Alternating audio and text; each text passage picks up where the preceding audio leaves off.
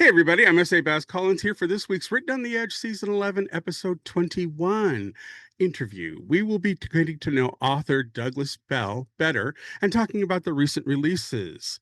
So let's get to know our guest. Douglas Bell, a dynamic fiction author based in Houston, Texas, inspires readers to embrace authenticity and transformation. Writing under the pen name Douglas Bell, Troy Porter found the freedom to tell bold, groundbreaking stories that elevate overlooked perspectives, particularly the pain and passion of Black male voices. Grounded in the culture, food, architecture, and the sports of Houston, Bell's stories offer a rich, immersive backdrop that reflects the heart of the city. With a background in architectural engineering from the University of Texas at Austin, go Longhorns, and a MBA from Texas A&M's May School of Business, Bell blends analytical precision with creative vision in his storytelling. Douglas, welcome to the show. Hello. Hey, how you doing, Baz? I'm doing. So let's talk a little bit for our listeners and our viewers. Share a little bit of how you got started in this whole writing thing. As a gay man, I tend to think that Agnes Moorehead, Endora from Bewitched, Okay. is our muse, our collective muse, because she likes to mess with us. So Okay. tell us how you decided to put pen to paper, in the proverbial sense, and start writing. What was your impetus to start creating that way? I think, not I think, I know, it really came out of an identity crisis. Hmm. That is really the impetus of all of this is an identity crisis. I wasn't happy. I was struggling with who I was, where I was going, what was happening in my life. Um, at the same time, the question came up, what was I going to do in retirement?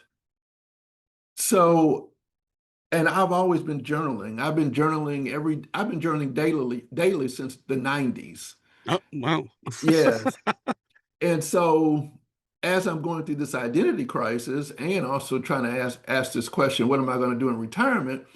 I am writing these notes around what is troubling me in my life.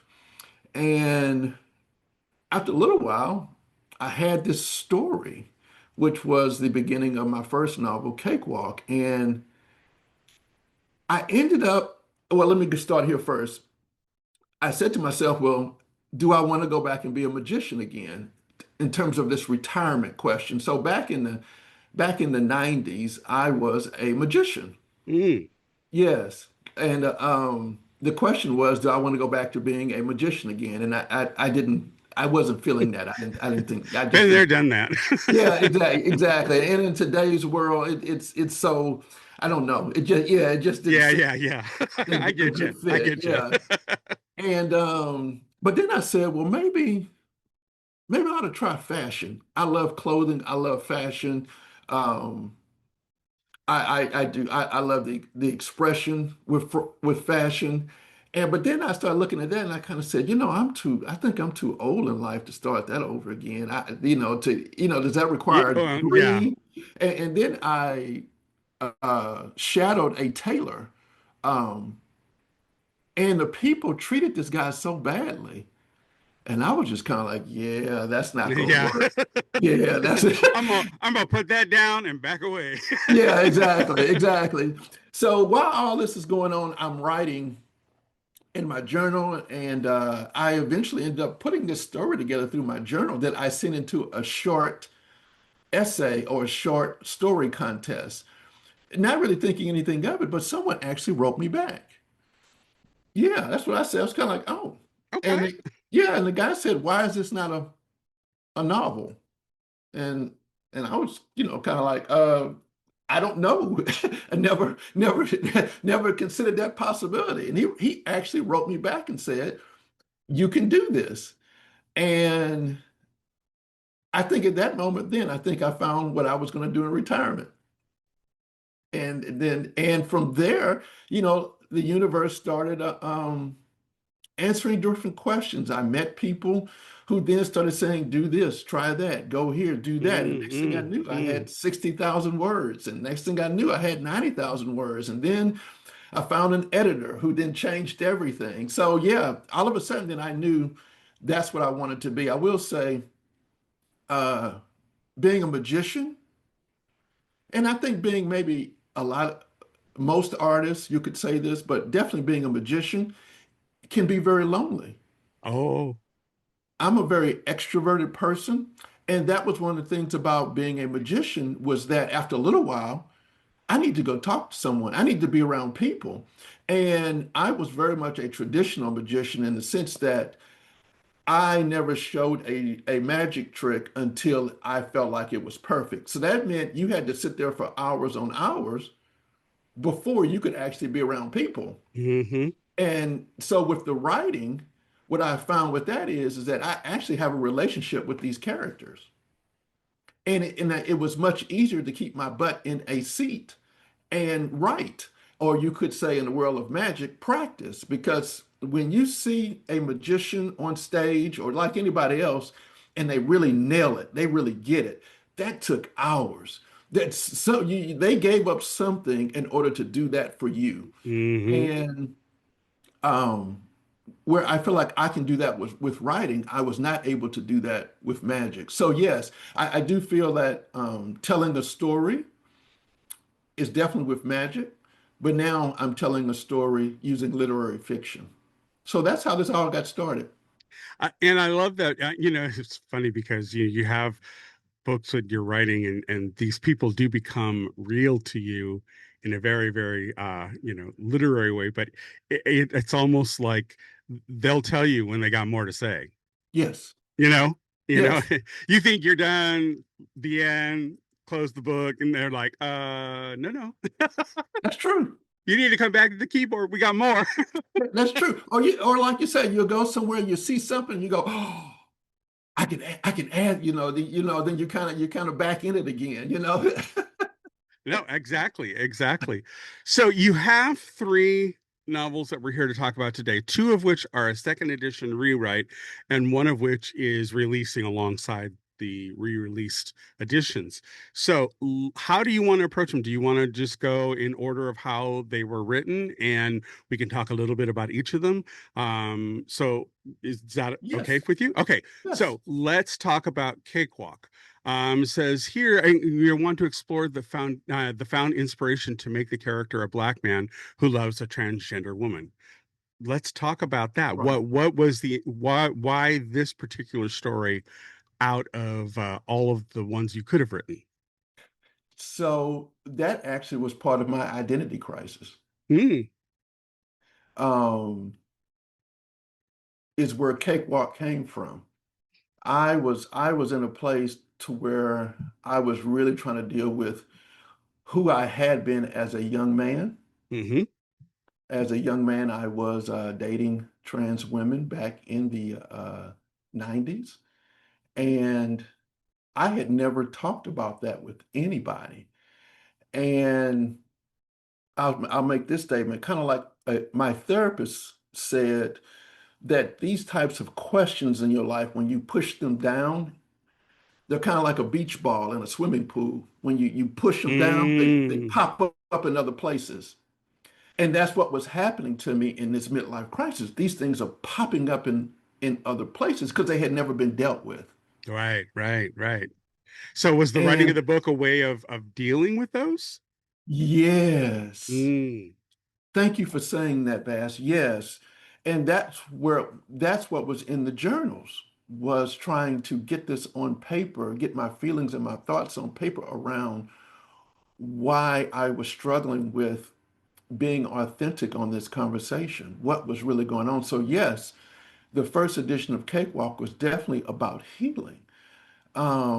But I think the first edition of Cakewalk was really more about being a ally to the trans community. mm, When after the first edition was written, I realized that Cakewalk was never about just good allyship. Cakewalk was really about figuring out who you were. mm, And so then The second edition really is more about redefining Black masculinity, So more so. was there a great difference in the approach to that rewrite? Was it, did you find something and say, "Oh wait, I didn't really address this. I need to I how did. I skipped around it. I mm, skipped around um, Brian, the main character. I skipped around what he needed to be talking about, and I really put more of the focus on how his actions were dehumanizing her, because I really wanted people to see the damage that we were doing to trans women mm, by the way that we as cis straight men were acting. mm, When I started to realize in the second edition that this was really about uh, revealing the ills of toxic masculinity. And I think in doing that was also in order to do that, you also had a responsibility to redefine what masculinity should look like. And particularly for Black men, mm-hmm. definitely seen in a very kind of this is who you are, this is the way you're supposed to be. There's a definite expectation of how we are being presented in society. And And I think, expected to be presented. right. And I think where we don't really, in my opinion, we don't really have the lanyard that I think maybe white males have for being different, these kind of different people, or versions of yourself as you grow and get older. Hmm. I think Black men don't have that level of movement within their expected And how they're. do you think that's is I consume a lot of Black queer media on YouTube. Do you think that it comes from, because this is kind of what I've gleaned, that it comes from the oppressive nature of the Black community really boxing young Black men from really young ages into a certain category of what they're allowed to express? I think that's the thing people don't understand is how much pressure there is to fit that narrative. And if you deviate at all, it's like the collective community comes after you. Isn't that how it really is? I think that is definitely a part of it. I think a bigger portion of it though is that when you start getting outside of that box, Mm, you've got loved ones that are simply that are saying, this is already hard enough. Why are you making this more difficult? mm, But then there is this inability to tell people, tell loved ones, tell the Black community, tell your mother that this is who I am. I'm not trying to make things harder. yeah, This in is fact, it's quite this the is opposite. right, exactly right. This is who I am.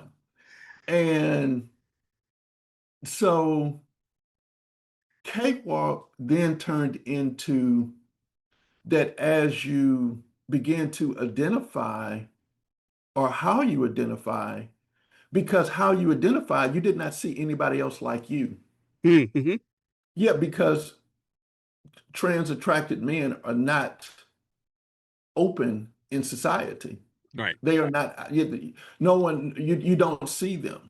right. You don't see them at all. So when you are looking at yourself and you don't see anybody else like you, well, then you're quiet. You just, you could almost say that this second edition, I realize now, is almost like a coming out story. Mm, mm, that's powerful. So And let's talk about that emotional journey and that and the way you spiritually connected to that. So how what was the catharsis that really kind of elevated this new edition to bring people closer to the real core of the story? So what was it that you wanted to color in, fill in, that wasn't present in the first one? And how did you make the character realize that in himself? well, I think I think the biggest thing in this is community. Mm, Where before I did not, I was not conscious of the importance of community because I never really I never really dealt fully with his identity. Mm, And now that I dealt fully with his identity, I was able to look deeper into where does this individual fit. And what came out of that is that I think this second edition of Cakewalk is asking not all, it is asking all, but then only some. Some people, some men may need to consider themselves as part of the LGBTQ plus community. I can see that. And did was it more that the first edition felt more lone wolf kind of aspect rather than a more communal kind of experience I and wouldn't trying say to find that? right. I wouldn't say lone wolf, but I will have to say it took a long time in the novel, really to the very end, where he was really saying, I'm straight. There's no connection to the LGBTQ plus community. And now coming Mm, back and saying that not all, but some should consider a level of queerness. right, And right. I think that shift in perspective can make us better partners and allies in this conversation that this is not something separate and apart from us, but actually we are a part of the community. Do you think that because it's really a permissions issue, a personal permissions issue, the way I see it, that you're giving yourself or the character in this case for the book permission to fully realize themselves. And I think that that can be a very powerful message to send out, especially to a community of Black men who often feel they can't even ask for permission.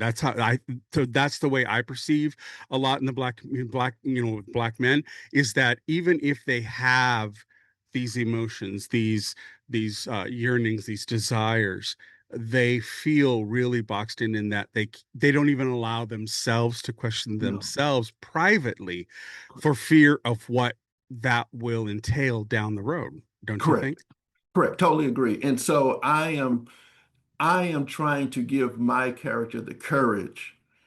I think like the Billy Porters in the world, Coleman Domingo, Hmm. that same level of courage of saying, I'm going to be who I know I'm supposed to be, and I will be fine. That was really something that um, I really was scared to go there in the novel, but I think I went there this time. And I also think in doing that, it made him more likable and more relatable in terms of why he was concerned. Now, I also realized too that today's young people don't come to these conversations with the same level of shame as someone my age. I mean, I'll be 59 here in a few more months, and you I'm know, laughing because I'm right there with you. right. Well, but when you go back to the 90s, you go back to the 80s and 90s, you weren't having these types of open conversations about these things like you see today. Hmm. Yeah, not at all. And so everything already was so tough enough back then. Hmm. So you just shut up and went to work. Yeah, and it's pre-internet, so you really did feel alone in dealing with all of those things. Correct. And I what I kind of it's really learning to love yourself fully with Yes.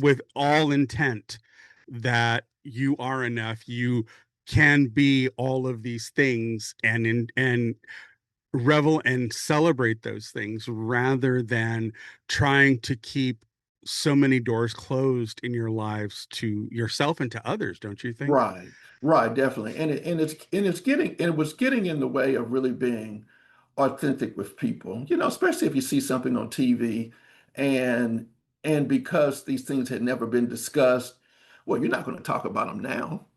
You know, you know, or you see that maybe you like something. You had never talked about it before, so you're surely not going to talk about it now. Mm, You know, mm, so are you being authentic with the person sitting next to you because you don't have the courage to say how you feel about something?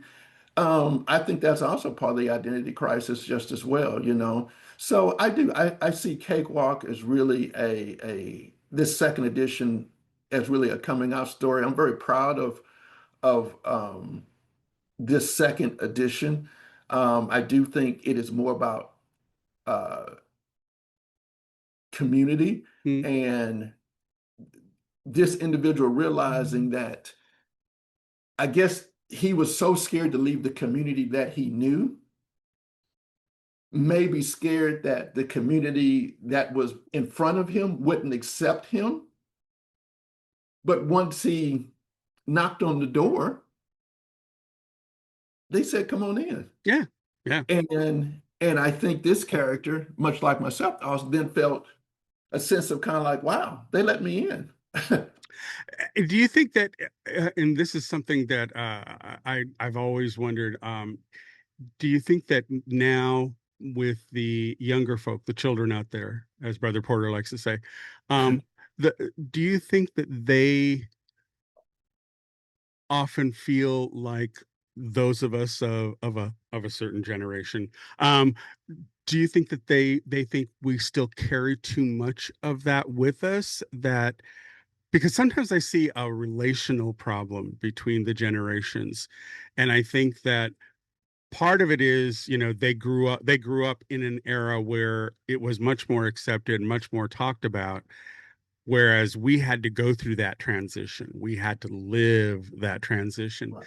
um and I don't think that the youth really understand that we as Gen X, we understand that this can all be taken away. Oh yeah. You know what I mean? And I uh think it is going away. yeah, well, they're pushing hard, you know. I mean, for all the marginalized communities, Uh-huh. women, immigrants, racial communities. Yeah, it's all we are. Every marginalized group is going back to the 50s. Yeah, yeah. No, no, seriously, uh I think when I saw the series Fellow Travelers when it came out and they had that whole sequence where they were at a private little get together, and there were the curtains there, and none of the reactions I saw with young people watching it, it never dawned on them that the curtains being sheer and not completely closed. The whole time I'm watching it, I'm like, oh my God, anybody could look through, anybody can see what's going on here.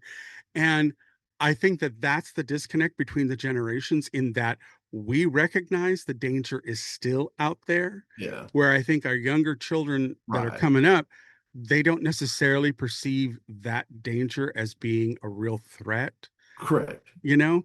Correct. I no, I totally agree. So yeah, that's where Cakewalk is, and I changed Why the title? I'm really interested about that too. Why did you um decide on that title?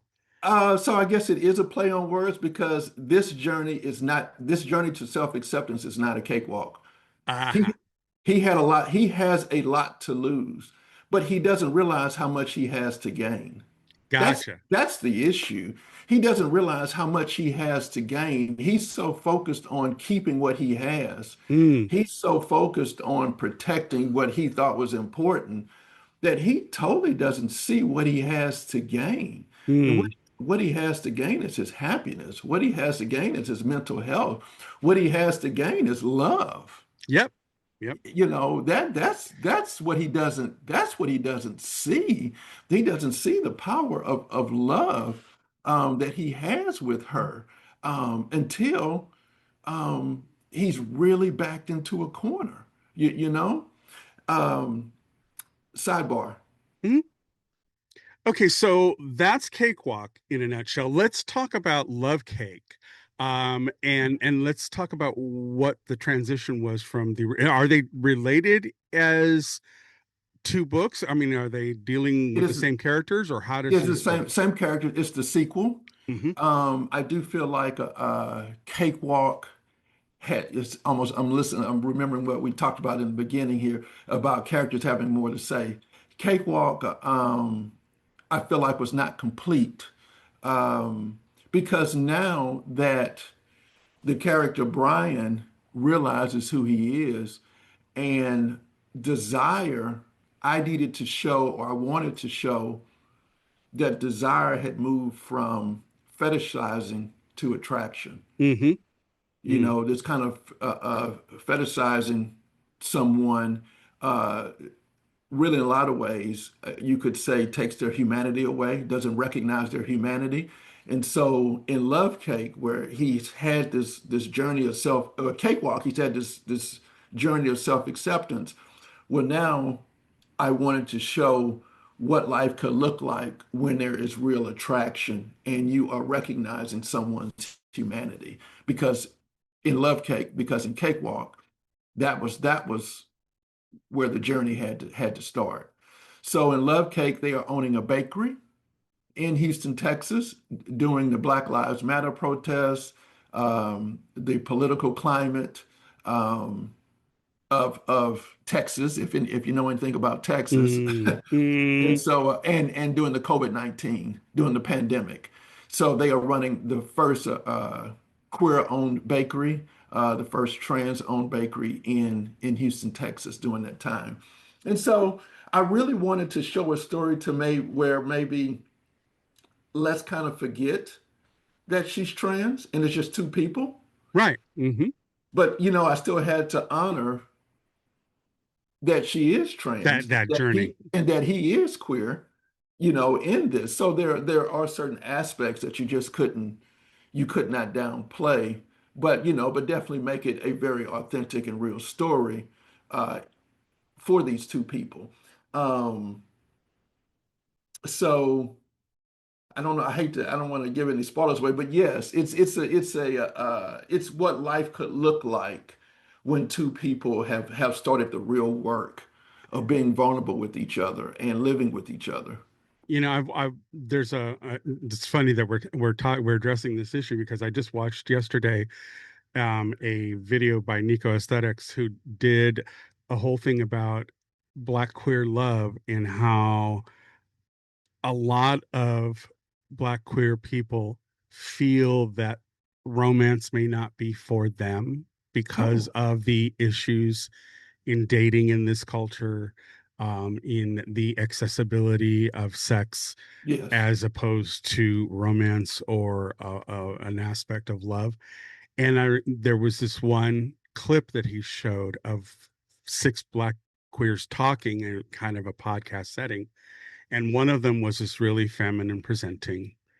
Um, and I'm assuming he still claims male because he said boy every now and then. So I'm assuming Okay. that's what he's still, but he's very feminine presenting. Hmm. And he said something that just really hit hard for me. He said that, I just got to a point where I realized romance is not in the cards for me because of the way society has stigmatized us and has not given us the permission to he goes, internally he's the most romantic person he knows because Hmm. romance is so big with them, and they really go through the feels whenever they encounter a romance story or whatever. But I just found it so disheartening and so sad that they would come to the conclusion, oh yeah, but that's not for me. That is just Yeah, tragic on so many levels. I totally agree. That's why I love that you've written this, because we need to say no, no, no. You should have all of this. Yes. This is meant for you. You Yes. know, um, and you have shows like Pose, which really tried to open the door and say this. See, they go through all the people things we all go through, kind of thing. And I just really kind of, I just found it so disheartening when I saw that clip of that young queer boy talking about, because he presents so feminine in the real world, that he thought part of life was closed off to him. Hmm. That just broke my heart. I Yeah, just thought, no, it you is know, it's sad, but you're right.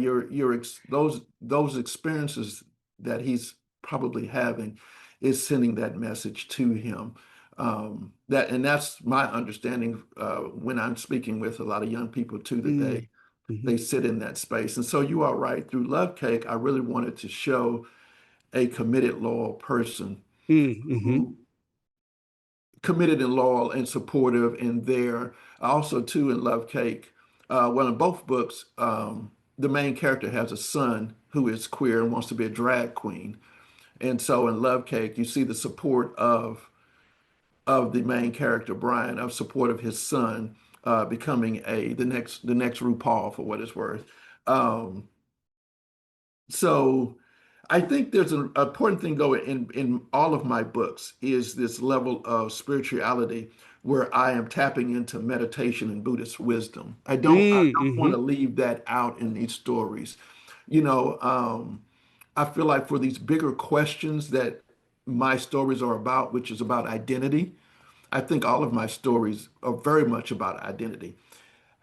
I feel like spiritual practices like meditation can really be a very valuable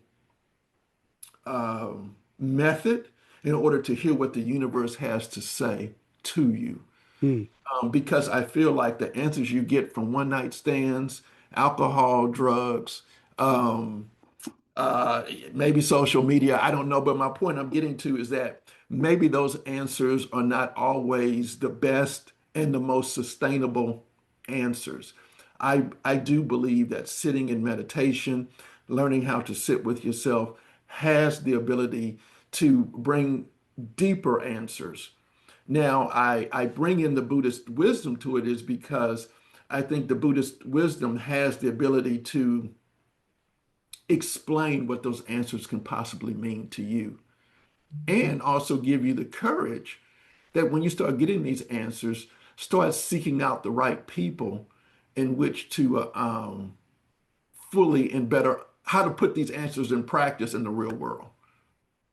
Do you think that accessibility to that wisdom is can live in the same space as with the Black church, in that same community? Because you can, it depends on how it's put together. I would think that there are barriers still that you have to deal with in trying to bring that gained ancient wisdom that the Buddhists practice and bring that into Western society. That's one hurdle. Yeah. Then you have the added hurdle of the power of the Black church within the Black community.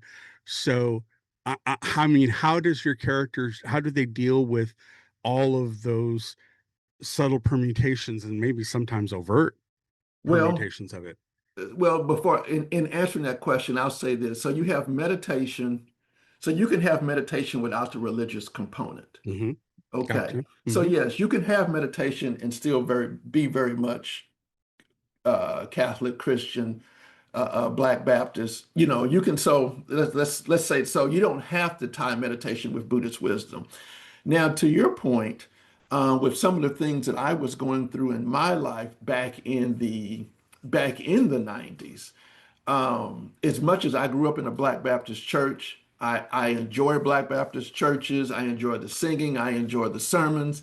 You definitely walk away healed on that Sunday most days. I can't think of a time that I did not go to Brentwood Baptist Church and did not walk away, feeling good and smiling. Mm-hmm. But I will have to say, with some of the things that I was going through, um, I could not find that joy on a Tuesday night.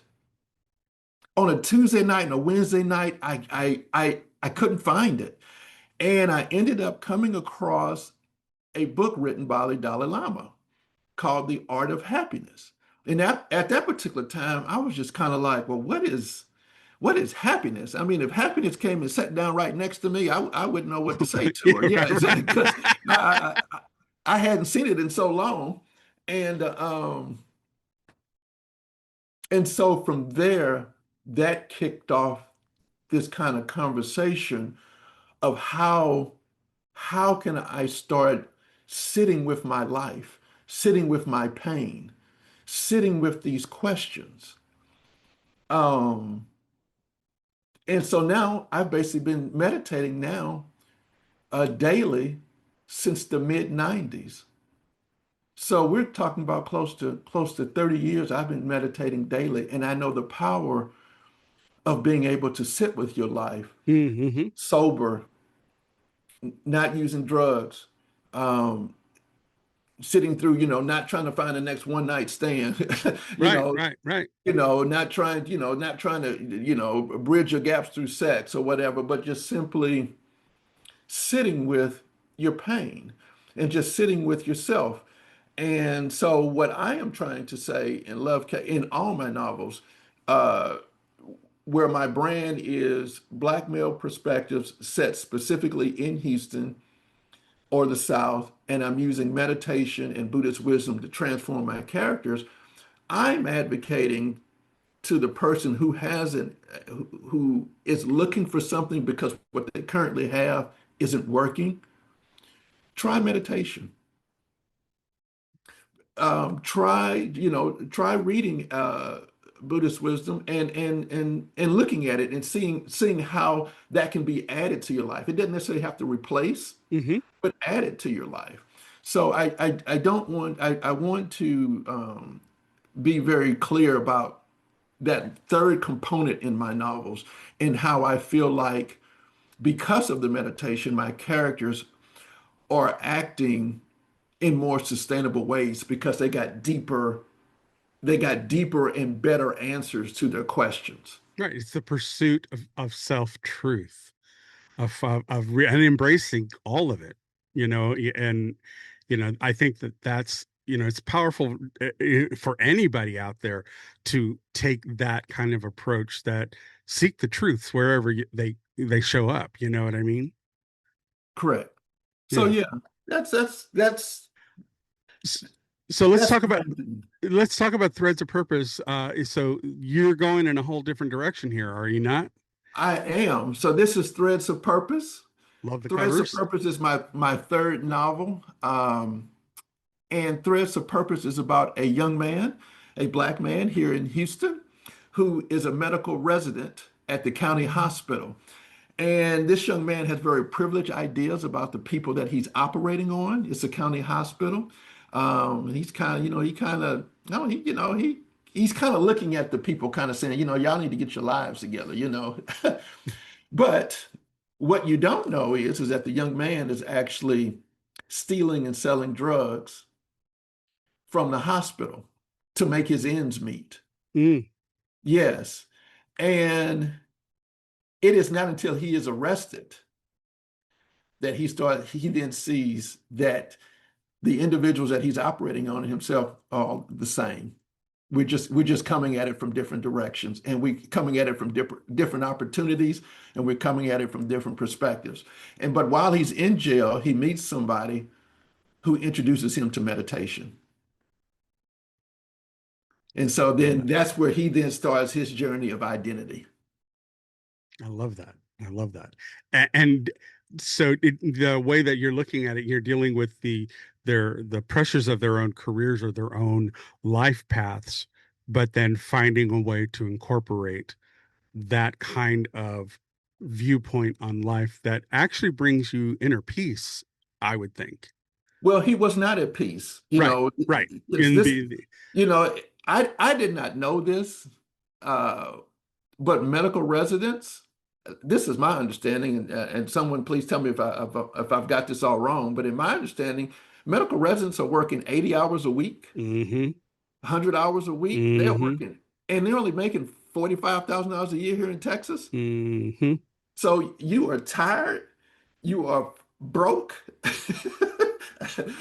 you got debt in front of you, and uh, and in my character, through meditation, he realizes that he actually was not a good doctor. He actually was struggling at it because Mm, it wasn't what he really wanted, but yet he was doing what he was told to do. right, right, right. And I came across that story. I came across this ideal of this story because I read an article about a girl who committed suicide. Mm, She was a medical resident and she did not have the courage to disappoint her parents. She did not want to be a doctor. And she saw this as her only way out. wow. Exactly. And that's what I said too. I said, wow, you know. So I looked at that and then I kind of said, is there something there that could have bridged that gap and gotten her a different answer. Okay, I love that. I love that.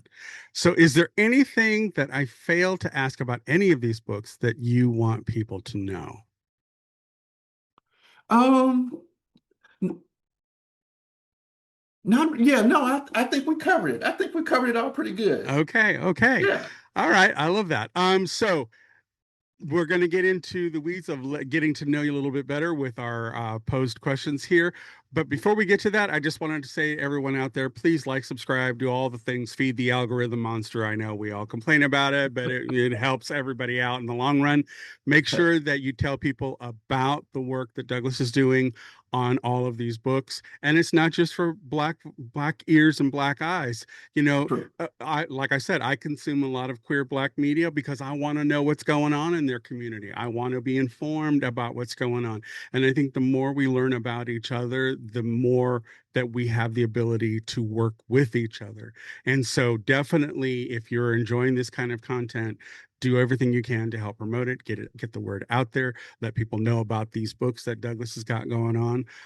As we're recording this on June 13th, a Saturday, he said that this is going to be, they are all going to be released on Tuesday, the following Yeah, Tuesday. so Cakewalk and Love Cake, the second editions will be out in Tuesday, so June 16th. And then Threads of Purpose will be out in July 14th. And I Okay, did want to, now that I think about it, I did want to say one last thing about sure. Threads of Purpose. So Threads of Purpose also is about taboo love just as well. So my character falls in love with a much older woman. Okay. And I'm looking at and I'm writing that from the perspective of a young man. So my character is 26 and she is 56. So May December. yeah, so but most of these stories are really written from the perspective of the older woman, more Right. so than the younger man. So, but also too in this novel, his mentors is an older gay couple, and I say older gay couple, but the one partner, one husband is older, and the husband is much younger. So there's a conversation between these two The men about generations, being yeah. involved with older. Yes, exactly. So yeah, so I'm sorry, No, that's no, too no, no. much what I I'm didn't glad. say. I'm glad we got all that out there. To continue my thought though, if you want to help support us in what we're doing here, you can always go to patreon.com/rope podcast and do a monthly donation. We have 3 levels. We try to keep everything very inexpensive. We know that times are tough financially for everybody, especially with the orange orangutan and his clown car of idiots running this country, running this country. So we want to keep things inexpensive for you, but every little bit helps because there are costs involved with doing this on a weekly basis. We are now in our 11th year of weekly episodes, so we've got a whole treasure trove of creators for the community. That if you're looking for your next queer media purchase, definitely we're our spot.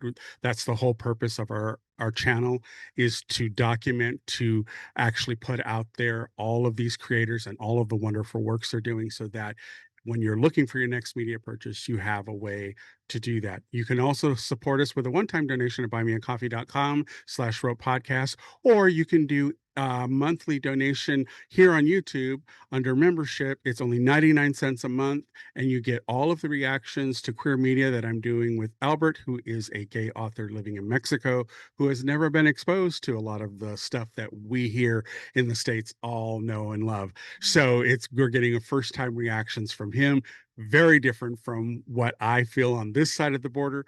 So it's really kind of an interesting thing to look at, but we give those up there for our members here on YouTube. So all of those ways are ways you can support us, and we humbly thank you for any and all support. All right, moving into the weeds with Douglas. What book, film, or piece of art has had the biggest influence on your writing style? So, on my writing style, actually, I fell in love with an author named Tessa Hadley. Mm, She's a British author. She's written a million books. I, I I wish I had started this process back 20 years ago, because maybe then I would have a million books written. But I like her style. Sometimes when you read something, you'll finish something, you say, I do not know what I just read. I don't, I do not know what just happened, you know. And what I like about her writing is that it's very clear what's happening. It's very clear how the characters feel, what they, what they think is also it's also very easy to keep up with. Her writing is very efficient. And that was what I really wanted. I didn't, I wanted to be very clear about where we're at, what we're doing, who's doing what. And so in a lot of ways, I look to her writing as kind of my guidepost regarding as to how I would like my work to look and feel. Okay, all right. So, what fictional or historical character would you invite to march with you at a pride parade? Ooh, now that's interesting, fictional or historical? Because the first thing I was going to say actually, does Billy Porter fit in that in Well, that? yeah, I mean, yeah, I see it. I see it. I So see it. yeah, so fictional and historical, but so I would say Billy Porter. That would be one, but from a historical standpoint, Frida Kahlo, the artist.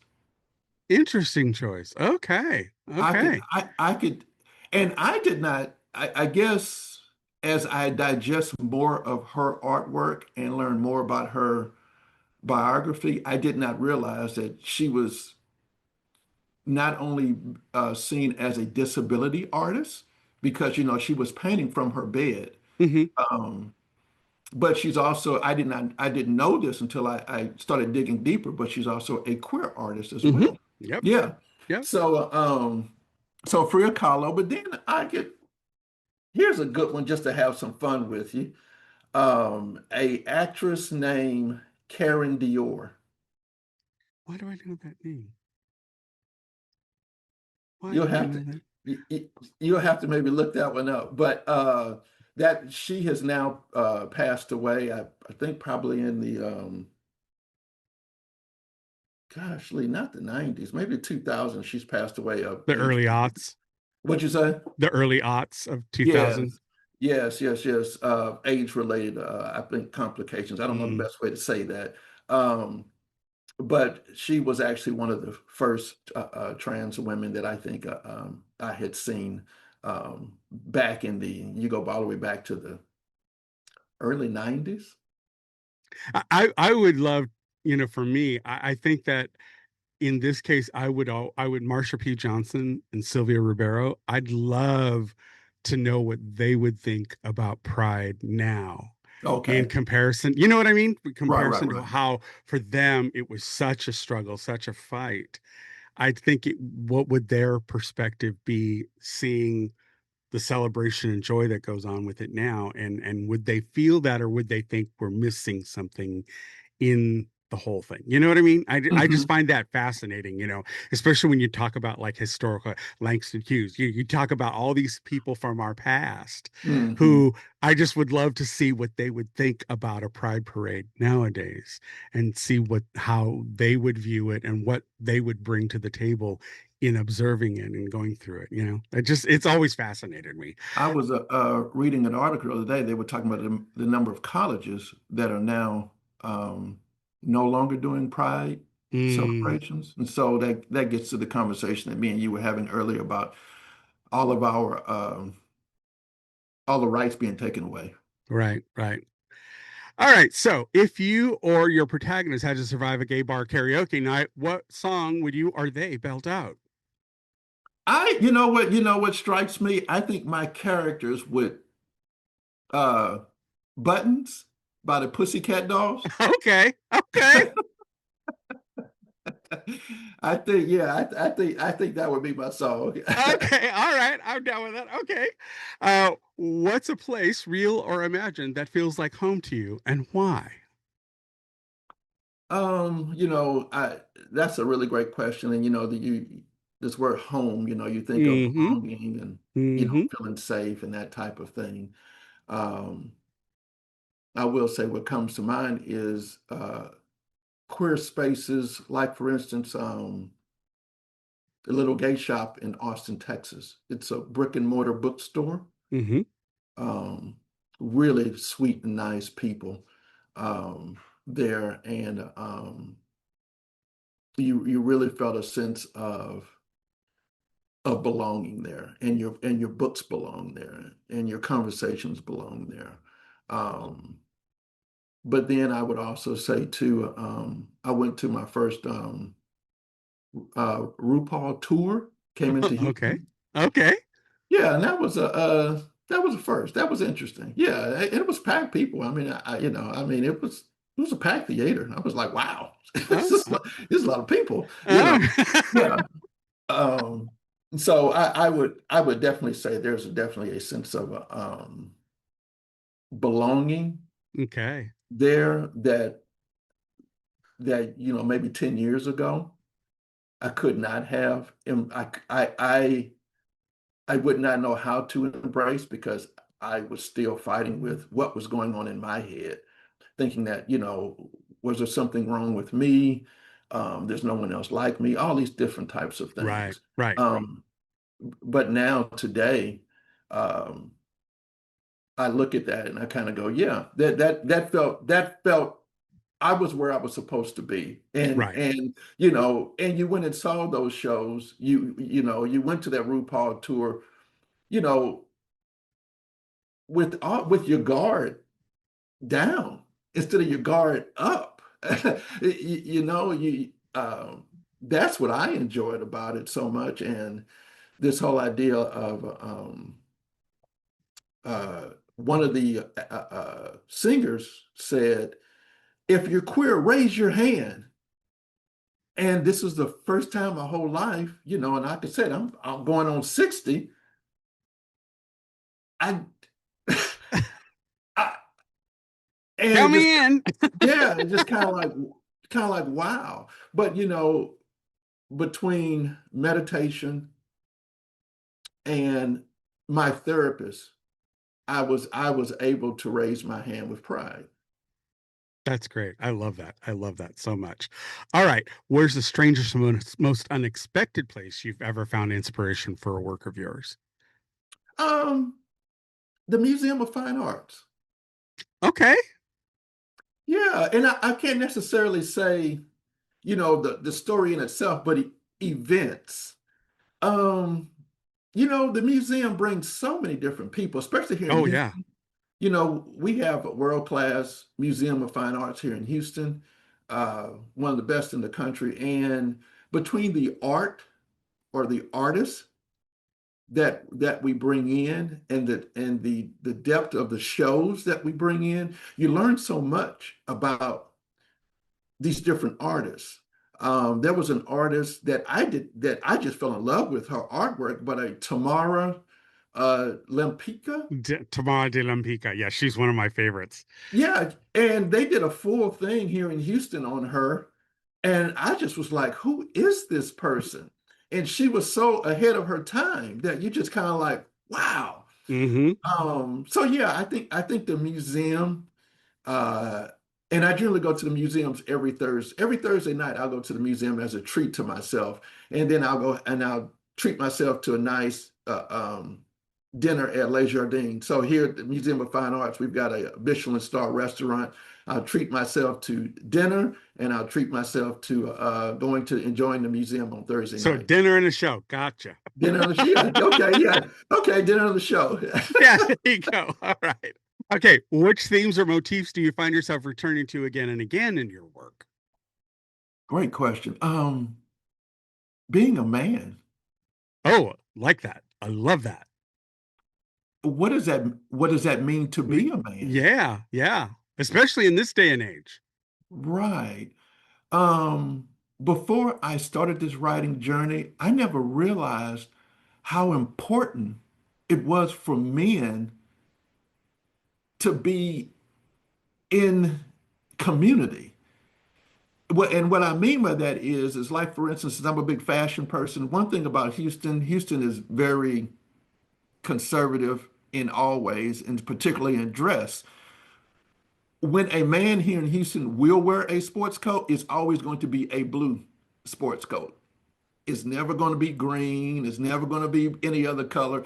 So, because men are so worried about being not standing out. Right.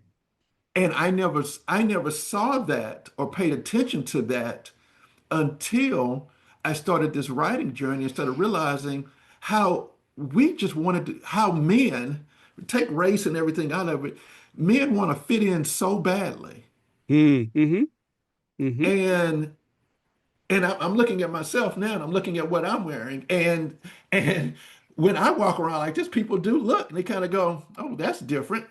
Are you from Houston?" "Oh, yeah, I'm a Houstonian," because I'm I'm stopped. I'm no longer trying to fit in. It's not as important to me now as it used to be to have to fit in. I think And some of that comes with also with age. We get older, we're yeah, like, yeah, that shit don't matter to me anymore. yeah, well, that's a good one too. And I would also say another piece is that how much of my life is ruled by a man. I, women definitely feel this. Mm-hmm. So many decisions in a woman's life is being made by a man.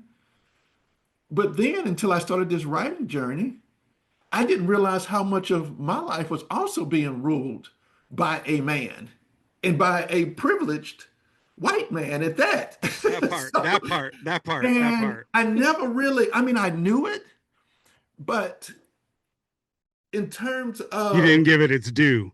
I didn't give it its due until you really started having to dig into the thinking behind how we as men operate. Right, right.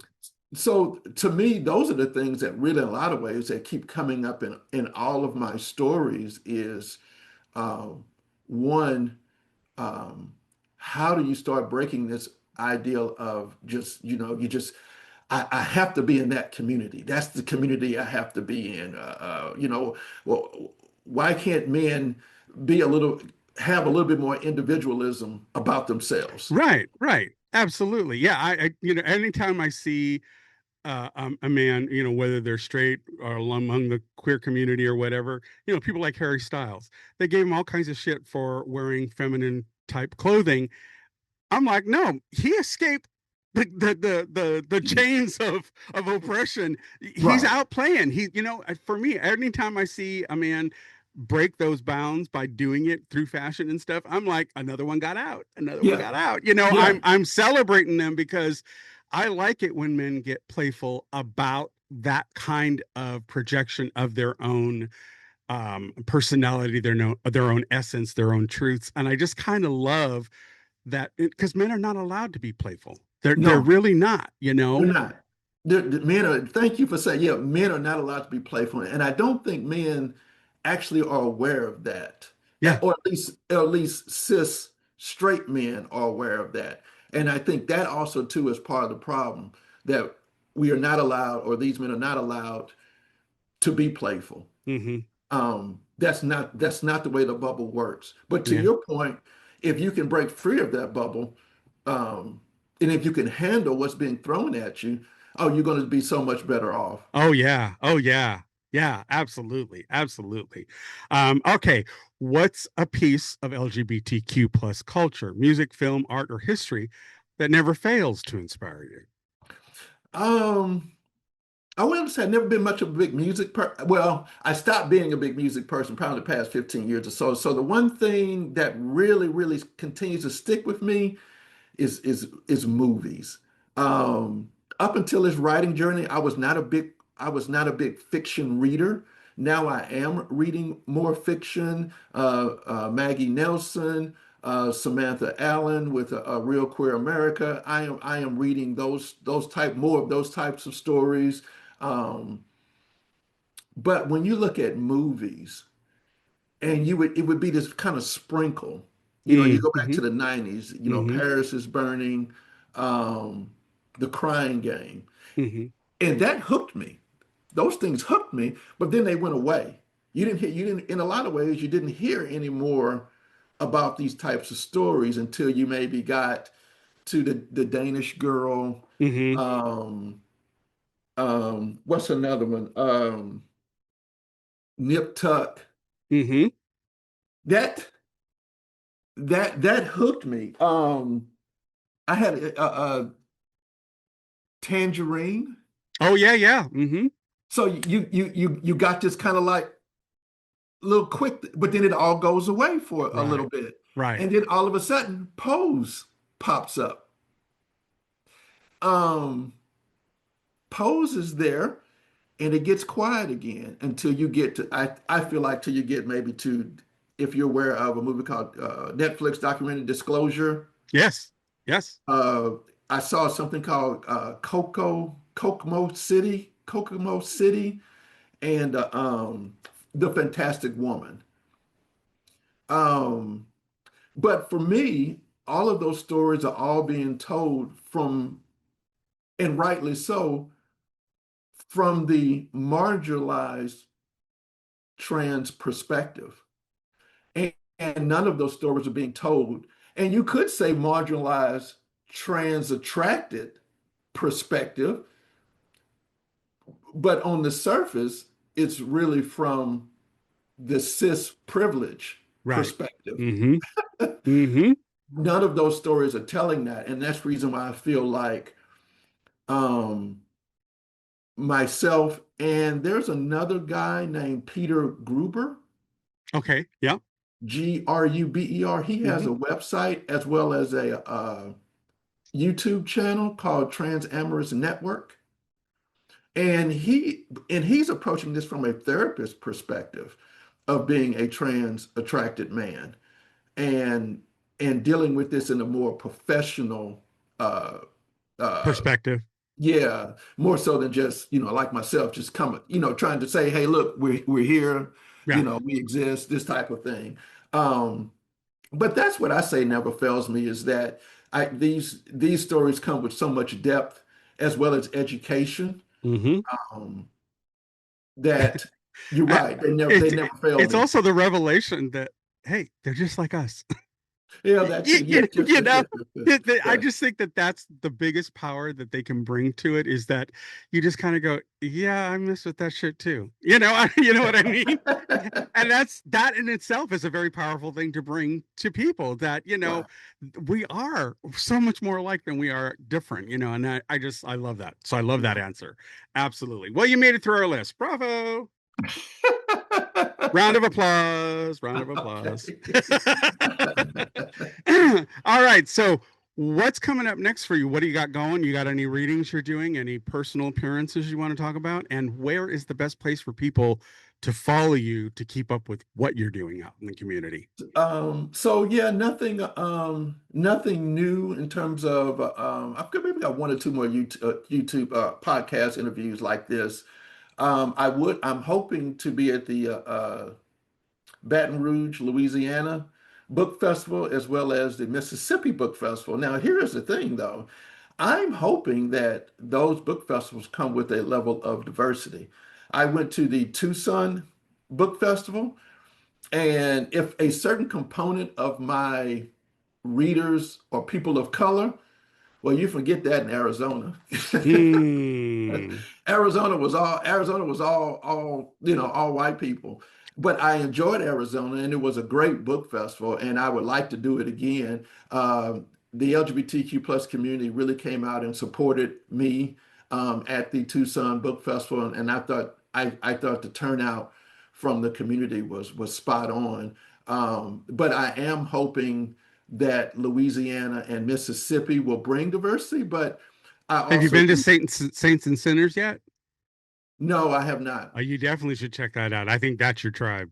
I think, Okay. yeah, I definitely think you should. Okay, well, I'll look for them. That happens in New Orleans, and it's a big queer oriented, and it's got all the diversity and stuff. And I think you would go, oh my God, this is my home.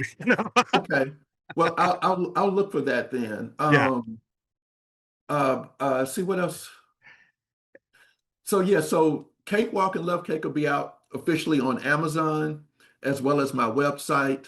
You also be able to find it Barnes and Nobles, yeah. Kubu. Please, Every- please shop all of the other houses out there, support your local small bookstores, because and if the books aren't there, just go up and ask them, say, hey, how come you're not carrying this book? Get the word out there for Douglas and all the others out there like them, because we really need to stop giving that Bezos bozo any more money. We really do.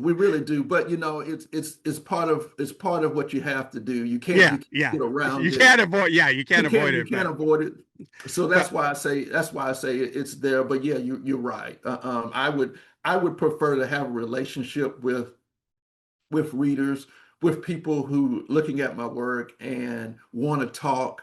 I mean, to me, I know that's the reason why I am writing is because I want to connect with people. And right. so if people are looking at my reading and want to reach out to me and talk about these things, I would love to have these conversations. Matter of fact, in Love Cake, in the back, I've got even a question, um, a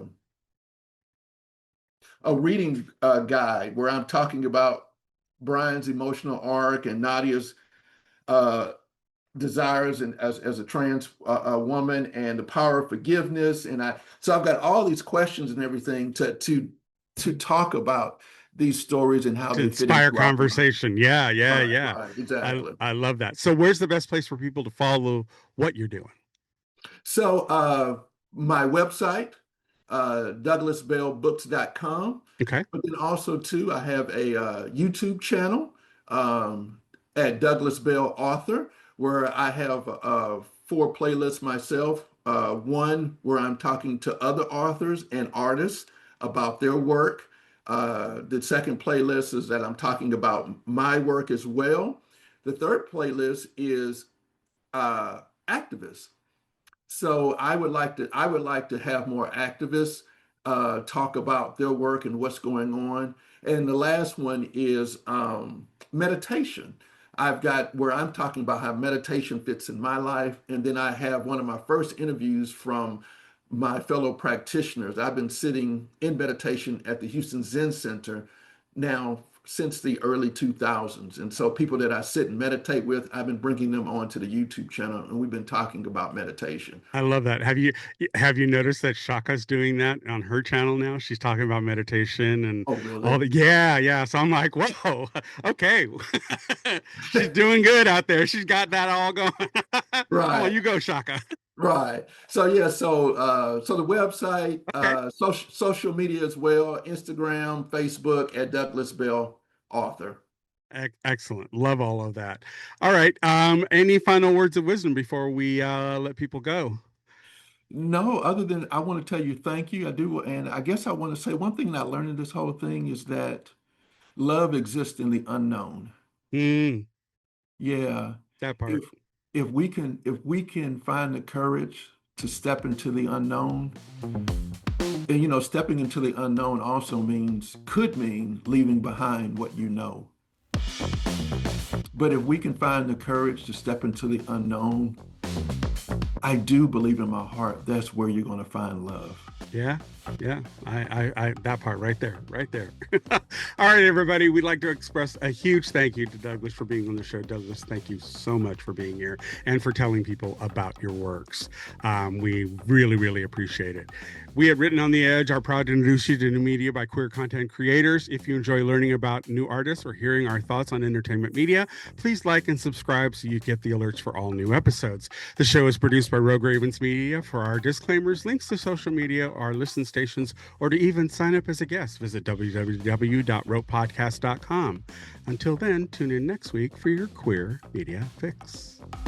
Bye, kids.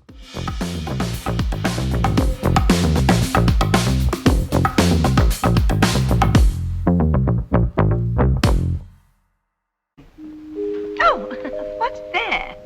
Closing time. The bums rush in melody, dear.